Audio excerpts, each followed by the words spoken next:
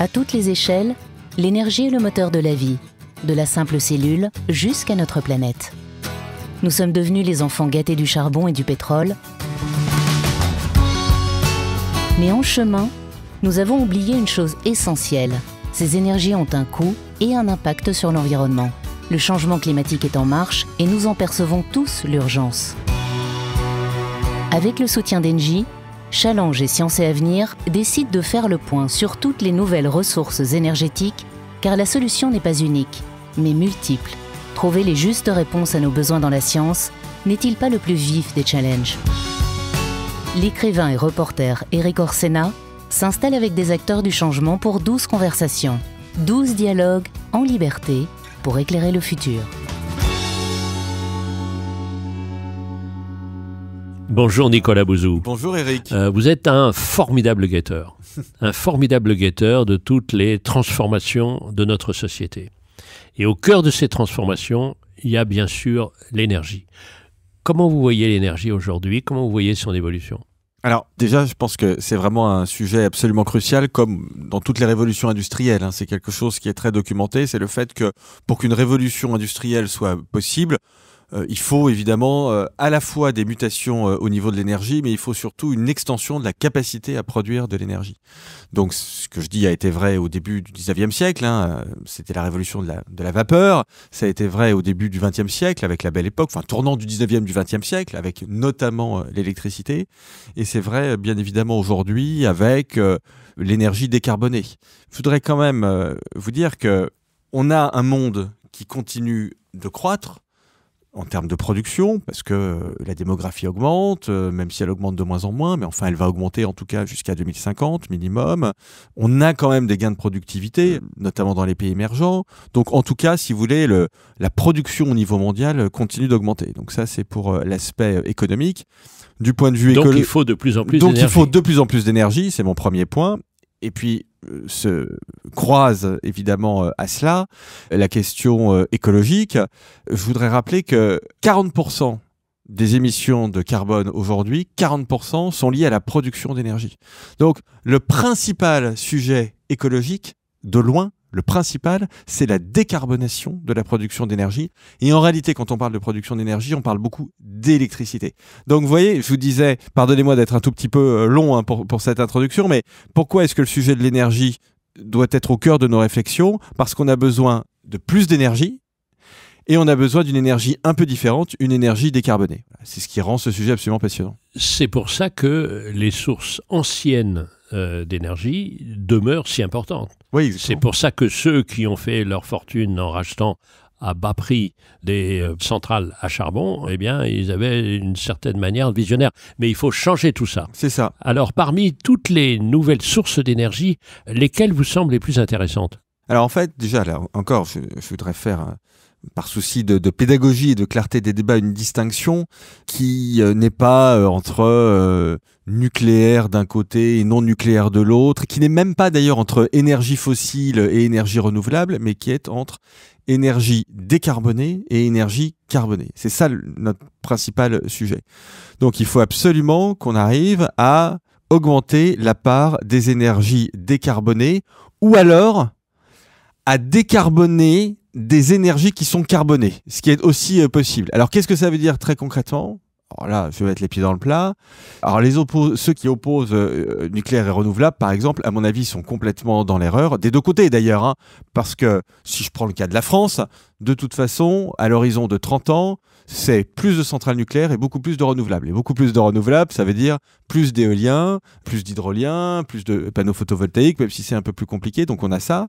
Et puis on a bien évidemment la question, je le disais, de la décarbonation des énergies carbonées. Alors c'est pas complètement possible, mais si vous prenez par exemple le gaz, qui est un sujet qui nous intéresse beaucoup, on sait très bien qu'on a des gains d'efficience, mais on sait aussi, ce qu'on oublie souvent, d'ailleurs ça m'étonne, qu'on a possibilité aujourd'hui de fabriquer du biogaz. Vous voyez ? On en a beaucoup parlé dans nos échanges, bien J'imagine, sûr. mais moi je suis frappé puisque je circule beaucoup comme vous. En Bretagne par exemple, il y a encore 15 jours, je rencontre un agriculteur qui me dit, donc en Bretagne c'est plutôt de l'élevage, donc là c'était du porc. sujet Voilà. dont vous êtes l'un des plus grands spécialistes mondiaux, cher Eric. Et donc, je vois quelqu'un qui me dit, mais un paysan qui me dit, mais avec les déjections de porc qui sont abondantes, j'ai un méthaniseur, je fais du biogaz et en fait, je gagne pas mal d'argent en réalité avec ça. Donc, c'est producteur. J'avais dit à un moment donné que si on continuait à produire autant de porc en Bretagne, la Bretagne, grâce au méthaniseur, deviendrait le nouveau Qatar. voilà. Alors, on m'avait dit non, il faut pas ça. Donc, on pourrait racheter le PSG et le faire mieux jouer, ce qui ne serait pas mal. Attendez, Voilà. moi je supporte le PSG en plus. Oui, Donc là, mais vous moi touchez aussi. une corde sensible. Justement, moi, je supporte l'ambition du PSG. Bien sûr. Alors, il y a une dimension que vous avez donnée qui est très intéressante, c'est le côté de régionalisation. C'est-à-dire qu'avant, on avait des centrales qui étaient énormes et qui se ressemblaient partout, n'importe où, alors que là, chaque région, d'une certaine manière, va avoir ses projets. Et on aura l'occasion de discuter avec Carole Delga sur ces questions-là. Qu'est-ce que vous en semble de cette évolution, de cet ancrage territorial maintenant de l'énergie? Alors en fait, mon idée, c'est que quand on est dans des périodes qui sont des périodes de mutation, de destruction créatrice, comme disent les économistes, pour reprendre le vocable schumpeterien, mais qui dit bien ce que ça veut dire, c'est-à-dire qu'on voit bien que le nouveau doit remplacer l'ancien. La question de l'expérimentation devient absolument cruciale au fond, parce que si je me projette à 50 ans, il y aura sans doute une électricité décarbonée dominante, mais laquelle sera-t-elle ? Je serais bien incapable de vous le dire. Alors, je ne suis pas un spécialiste de l'électricité, mais j'ai bien peur que même des spécialistes soient incapables de nous le dire en réalité. Parce qu'on n'en sait rien. On ne sait pas quel sera l'état des technologies en 2050. On ne sait pas quelles seront les conditions économiques. On ne sait pas quels seront les prix de l'énergie sur les marchés. Et donc, mon idée, c'est de dire, au fond, il faut laisser un maximum d'expérimentation possible. Il faut laisser ouvert le champ des possibles parce que tout miser sur le nucléaire, tout miser sur l'éolien, tout miser sur le biogaz, en fait, c'est des erreurs. On est quasiment certain de se prendre les pieds dans le tapis. Et je trouve que la décentralisation est intéressante de ce point de vue-là, parce que, alors on évoquait le cas de la Bretagne, donc la Bretagne, si je reprends le vocabulaire des économistes du 19e siècle, Smith Ricardo a une forte dotation en cochon, et donc elle a potentiellement une source d'énergie qu'elle peut utiliser. Et donc, il faut qu'elle le fasse, parce que en 2050, on se rendra compte que c'est une technologie qui est peut-être coefficiente ou pas. J'en sais rien. Vous allez recevoir Carole Delga. J'imagine que dans le sud de la France, le solaire a une importance toute particulière, ou dans les territoires d'outre-mer aussi, dont on parle assez peu malheureusement en métropole, mais j'imagine qu'il y a des choses à développer. Donc quand on est dans les périodes de mutation, cette question d'expérimentation au niveau local, en fonction de la dotation des territoires en facteurs de production, me semble quelque chose qu'il faut libérer. Alors, on revient là. Mais donnez-moi votre avis, parce que alors, je sais que ça vous intéresse, ces sujets. Oui, alors ça m'intéresse énormément, parce que c'est, au fond, l'organisation de notre société. Et que l'expérimentation remet en cause la longue tradition du jacobinisme, c'est-à-dire de la centralisation. Parce que vous savez que l'expérimentation chez nous, pendant longtemps, il faut se battre pour lutter contre cette tendance que nous avons. On expérimente dans un endroit où on peut, au bout de 2-3 ans, on peut l'étendre partout, ou on arrête. Ce qui est quand même n'importe quoi. Bien sûr. Et donc, ça remet en cause cette vision complètement centralisée de l'énergie. Et au fond, il y a une sorte de couple entre la décentralisation des territoires, d'un terme administratif et même politique, et puis la décentralisation de l'énergie. Donc c'est sorte de comme ça de créativité et d'ancrage dans les territoires. Donc ça revient à l'aménagement du territoire qu'on a complètement abandonné. Alors une autre question qui est posée, c'est l'énorme masse d'argent qui va être nécessaire et l'énorme masse de recherche, c'est-à-dire ces recherches et financement de la recherche. Alors ça m'amène à un sujet que j'essaie de défendre dans le débat public, c'est que cette transition énergétique, cette décarbonation, alors de l'énergie, mais cette décarbonation de l'économie en règle générale, c'est quelque chose qui est fascinant. Je pense que c'est tout à fait possible. D'ailleurs, on a commencé à le faire, puisque en réalité, nos émissions de carbone diminuent. Donc, ce qu'on appelle le découplage, c'est-à-dire le fait d'avoir en même temps de la croissance économique, au fond, une augmentation de la production et des revenus d'un côté et une baisse des émissions de gaz à effet de serre de l'autre, c'est quelque chose qui est tout à fait possible puisqu'on le fait. Alors revenons sur cette notion absolument centrale d'un mot un peu technique, découplage. Donc on peut en même temps produire pour répondre à des besoins et en même temps, parce que si le en même temps ne fonctionne pas toujours dans le domaine politique, le en même temps dans ce domaine économique, ça fonctionne. Exactement. Alors, je vais vous donner un exemple que je trouve tout à fait frappant, c'est celui de la Norvège. La Norvège, depuis une quarantaine d'années, a multiplié son PIB par 2 et a divisé ses émissions de carbone par 2. Donc là, vous avez véritablement un exemple de découplage. La France le fait aussi. Alors, de façon beaucoup moins accentuée que la Norvège, schématiquement en France, on a sur le long terme une croissance économique, ce qu'on appelle la croissance structurelle, qui est de l'ordre de 1% par an, et on baisse nos émissions carbone de l'ordre de 1% par an. On les a même un peu plus baissées l'année dernière, puisqu'on était plutôt à moins 2,5%. Donc vous voyez que ce découplage, il est possible et on le fait. Ce qui veut dire, parce que là aussi j'entends souvent dans le débat public ou dans le débat politique, pour faire de l'écologie, il faut tout révolutionner, il faut changer de société, etc. C'est faux. Nos sociétés, nos démocraties libérales y arrivent. On va dans la bonne direction, mais on n'y va pas assez vite. Donc il ne s'agit pas de changer de direction. On va dans la bonne direction. J'entends aussi dire, au fond, la décarbonation n'est pas possible dans les sociétés démocratiques. Ah bon ? Alors pourquoi est-ce que la France baisse ses émissions carbone, la Norvège baisse ses émissions carbone, les États-Unis partent de très haut, mais les États-Unis baissent leurs émissions carbone et la Chine les augmente, puisque le pic d'émissions carbone en Chine, dans les plans quinquennaux, doit être de mémoire en 2029, 2030. Donc non, nos démocraties libérales arrivent parfaitement à faire de l'écologie, simplement par rapport à notre objectif, qui est l'objectif du GIEC, qui est d'arriver à approcher la neutralité carbone en 2050, le rythme n'est pas encore suffisant. Alors comment accélérer ? Ça, c'est tout à fait juste. Alors, je reviens à la question du coût, puisque c'était votre question initiale. Pardonnez-moi pour mes digressions. Donc, tout ceci est possible, mais ça coûte cher. Ça coûte énormément d'argent. Ce sont des investissements qui sont importants. Ça demande en réalité beaucoup d'intelligence et beaucoup d'argent. Ce que vous venez de dire, ce n'est pas des coûts, c'est des investissements. C'est des investissements, bien sûr, parce que moi, je pense que la société décarbonée en 2050, elle est mieux que la société carbonée d'il y a 10 ou 15 ans. Donc, je pense que c'est absolument formidable. Et je pense d'ailleurs qu'on peut avoir un narratif pour parler en très mauvais français. Le vrai coût pour la société vient quand on n'investit pas. Alors, en fait, ça, c'est quelque chose qui a été déjà montré il y a assez longtemps. C'était, je ne sais pas si vous vous souvenez de ça, le rapport Stern, qui était l'un des premiers grands rapports sur la décarbonation. Donc, de mémoire, à vérifier, ça devait être dans les années 90. Et ce que défendait Stern, à la fin des années 90, je crois, ce que défendait Stern, qui était très puissant et qui était très juste, c'est que, au fond, la transition écologique aurait un coût important, mais le fait de ne pas faire de transition aurait un coût beaucoup plus important, en réalité.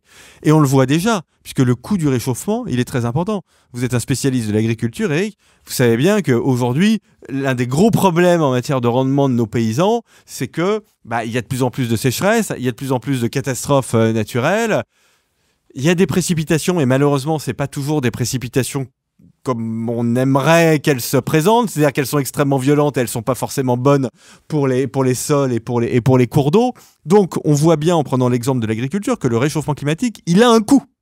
Et donc, il faut arriver à limiter le réchauffement climatique et à investir, du coup, dans la décarbonation pour limiter le réchauffement climatique et puis aussi dans l'adaptation, parce que malheureusement, le réchauffement climatique est déjà là. Mais ce sont des investissements qui sont de bons investissements. Je vous donne un exemple en matière d'adaptation, pour le coup, parce que les deux vont ensemble. Il ne faut jamais opposer la lutte contre le réchauffement et l'adaptation au réchauffement. L'eau. Là aussi, je parle humblement devant l'un de mes maîtres en la matière, mais je m'y risque quand même. Risquez. Le président de la République a présenté un plan eau il y a quelques semaines. Mais au fond, ce qu'il y avait dans ce plan eau, c'est-à-dire réparer nos canalisations parce qu'on perd 20% de l'eau, c'est-à-dire recycler davantage l'eau parce que vous avez des usines qui recyclent 1% de l'eau, c'est-à-dire faire quelque chose qui n'est pas populaire mais qui, à mon avis, est quand même nécessaire, faire payer l'eau selon les usages. Considérer que boire de l'eau et remplir son jacuzzi, je suis contre les interdictions, donc c'est parfaitement légitime, mais le prix ne doit pas être le même. Bon, mais en réalité, Eric, tout ceci, ce sont des mesures de bon sens qu'on aurait dû prendre il y a 10 ou 15 ans.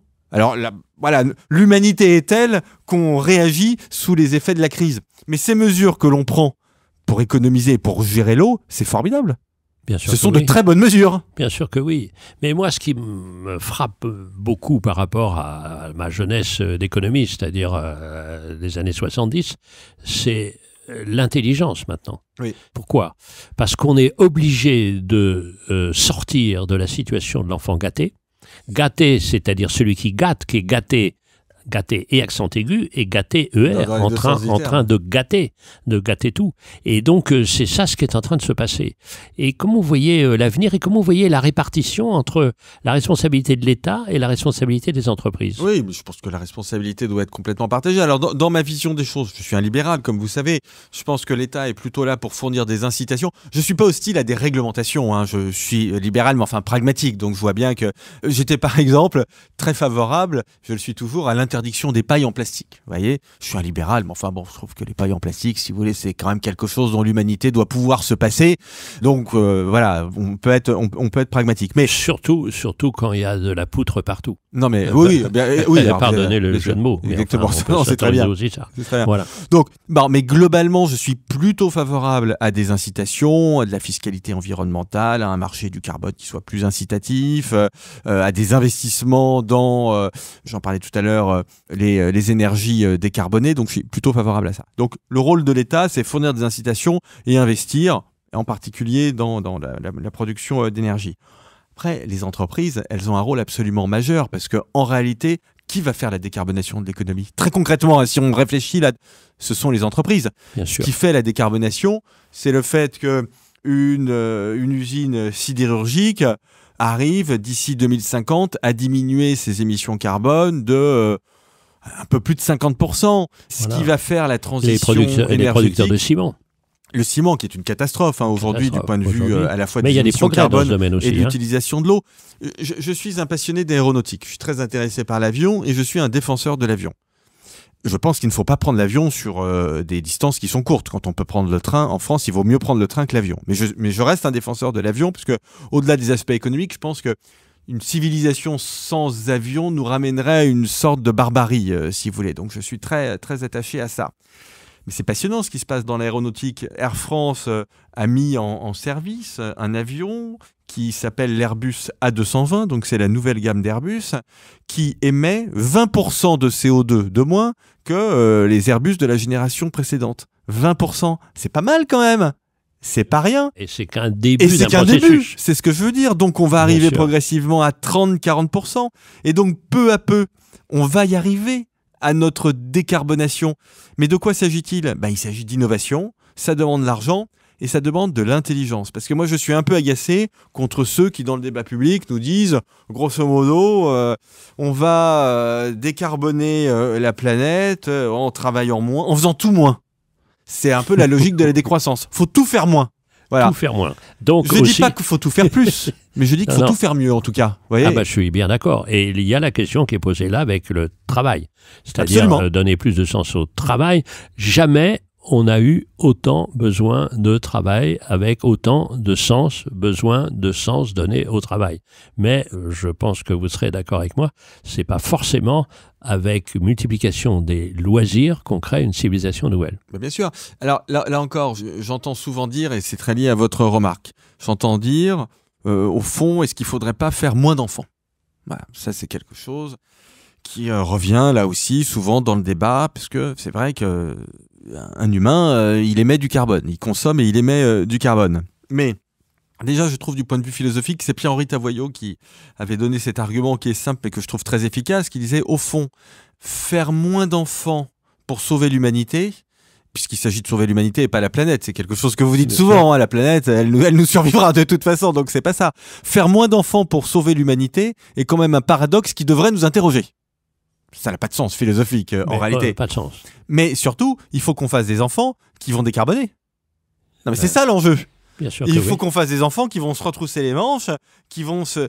Au fond, il vaut mieux qu'on soit, ce que je vais dire est très caricatural, mais c'est pour bien me faire comprendre, il vaut mieux qu'on soit 10 milliards à pas jeter de plastique dans les océans et à réfléchir à la façon dont on décarbone la planète, plutôt que 3 milliards de sagouins. On est bien d'accord. Et on va peut-être conclure sur ce point. Vive la vie, Mais vive oui. le possible. Et que c'est comme les gens qui ne veulent pas tomber amoureux parce qu'ils ont peur de souffrir. Exactement. Crétins sont-ils? Et je crois qu'on va y Pauvres arriver. d'eux. Non mais... Mais on est vous en avez train raison. d'y arriver. Je crois qu'on va y arriver, ouais, c'est ça le Oui. message que je voudrais envoyer aussi. Je Eh pense ben, qu'on va y arriver. Il est reçu, Nicolas Bouzou. Merci beaucoup. À bientôt.